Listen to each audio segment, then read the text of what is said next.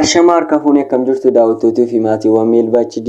Har'a immoo akkuma beekamu appilikeeshinii ajaa'ibaa tokko qabannee isin dhufnee jechuudha. Appilikeeshiniin kun immoo maqaan isaa Muuyifaayi jedhama. Kan isin argattan liinkii isaa diskiripshinii akkasumas koomentii iddoo jalqabaarraati argattanii buufachuu dandeessu jechuudha. Har'a immoo maatii keenyaaf haaraa yeroo jalqabaaf gara maatii chaanaalii kanatti kan dhuftan subscribe gochuun maatii barsiisaa kanatti dabalamaan jedha. Akkasumas illee warri maatii turtanis warri haaraanis viidiyoo kana like gochuudhaan jalqabnu jechuudha. Gara appiitti. Appilikeeshiniin kun akkuma argitanii Muuyifaayi jedhama jedheera. Kan swipe gootanii irra daddabartanii nan gochuu dandeessu. Blur background kana settingii kana ammas sirreessuu dandeessu kan ammaa fi irra daddabartanii kanas handle position jechuun yeroo inni karaa inni taa'ee isin fayyadu gajjallaas ta'uu danda'a, bukkeedhaanis ta'uu danda'a, karaa raayitis karaa garuu bootomii irraa bareedan ta'ee fi kana erga kana daddabarsanii kana booddee okay goggootu kana isin barsiisa jechuudha. Kana booddee as bukkeetti service not running jechuudha. Kana on gootu kana booddee notificationii permissionii kana kaasin gaafata. Kanas on gootu fi ufee settingii keessa argasii booddee as keessa settingii accessibility keessa sin gashaa off ta'ee jira. On gootu kana erga on gootanii kana immoo allow gootanii dudduubatti deebitu jechuudha. Kana booddee erga dudduubatti deebitanii booddee appicha ofiisaa erga sinii deebi'ee booddee open the panel jechaadha. Akkuma argitan appilikeeshiniin kun ajaa'ibadha. Akkuma argaatanii as gajjallaatti notificationii naaf dhiyeera jechuudha. Maaliif nu fayyada warri gararraadhaan jira yoo jettanii warri yeroo baay'ee iskiriiniin silkii keessanii guddaa ta'e rakkatu jechuudha. Harka lamaan harka tokkoon fayyadamuu fi harka tokkoon karaa salphaa fayyadamuu dandeessu jechuudha. Gajjallaan kana swipe gootanii akkuma argitanii akkasitti fayyadamuu dandeessu jechuudha. Kana malees appiin kun taayilsii qaba. Taayilsiin kun immoo maal jettanii app kan jedhu jira. Bukkee akkuma argitan URL shortcut jechuudha.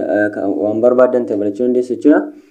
Appii iddoo ammaatti dabaluu dandeessu jechuudha. Kan inni adda si godhu baay'inaan taayilsii mataa keessanii itti dabalachuu dandeessu jechuudha. Fakkeenyaaf appii yeroo hundumaa keessa galuu barbaadanii dhaxxanii settingii keessa barbaaduuf yeroo isinitti fixuu danda'a. Akkasumas waan bakka isin ariifattanii galuu barbaadan yoo ta'e gajjallaa maan swipe gootanii keessa galuu dandeessu jechuudha. Amma appii loading gochaa jira.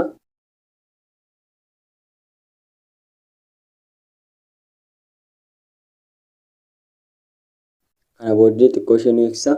Kana booddee akkuma argitan fidee jira appilikeeshina. Amma yuutuubii goona. Ammas appii keessa galuu tiiktookii goona. Yaadadhaa appilikeeshiniin goggochaa jiru. Ammas xiqqoo deemnee snaapchaatiitti daballa. Kana booddee erga kana gootanii booddee taayil toggle method kan jiru jira. Isas sirreeffachuu dandeessu. Viidiyoo keenya gabaabsuuf jecha xiqqoo isheen isin agarsiisa. Sliders kan jiru jira lammaffaa irratti. Kun immoo akkuma argitanii gajjallaa kanatti yoo isin agarsiisuuf jedhee as bukkee kan intinii duwwaa jira jechuudha.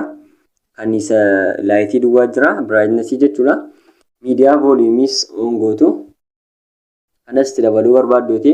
Akkuma argitan amma immoo miidiyaa volumiinis itti dabalamee jira. Baay'ee namatti tola. Alarm volume, ring volume, voice kan hundumaan isaatti dabalachuu dandeessu isinii buufattanii ilaaluu dandeessu jechuudha. Colors kan jedhu jira.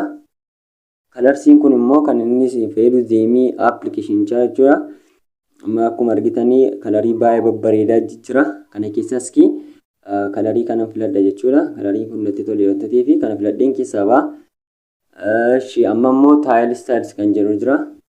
Kan immoo styilsii akka enabled style taa'u moo akka disabled style akka kanatti akka inni taa'u yoo barbaaddanii warra kana proodha warri kuni warri master card qabdan birriidhaan jechuudha. Kana sirreeffachuu dandeessu jechuudha. Kan biraas appilikeeshiniin kun waan inni qabu bottom status bar kan jedhu jira.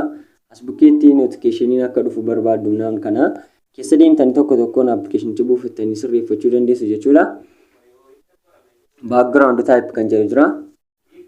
Background typein sama fakkeenyaaf akkuma argaa jirtanii kalarii san silarra godheedha. Kana blur background gochuu dandeessu. Kana permissionii sin gaafata device storage jedha. Kana keessaa bahuu dandeessu. Appilikeeshiniin kun extras waan baay'ee of keessaa qaba siniin jedheera. Hundumaan isaa keessa galgaltan shown on the screen lock jedha. Bakkeetti jechuudha gaafa screeniin keessa lock ta'u akka inni isin hojjetu barbaaddu yoo ta'e kana on gootu. Kana booddee appilikeeshiniin kun kana fakkaata jechuudha. Iskii inni ilaallaa jechuudha waan gochaa ture. Akkuma argaa jirtan appilikeeshiniin kun akkuma namatti tola. Karaa namatti toluuni asitti notifikashinii keenya nuuf dhiyeera. Notifikashiniin asitti nuuf dhufa. Akkasumas illee asitti wifi mobile data bluetooth garaagaraa asitti nuuf dhufu. Akkuma argitan illee appilikeeshinii YouTube, TikTok, Snapchat warra sila dabalee jechuudha.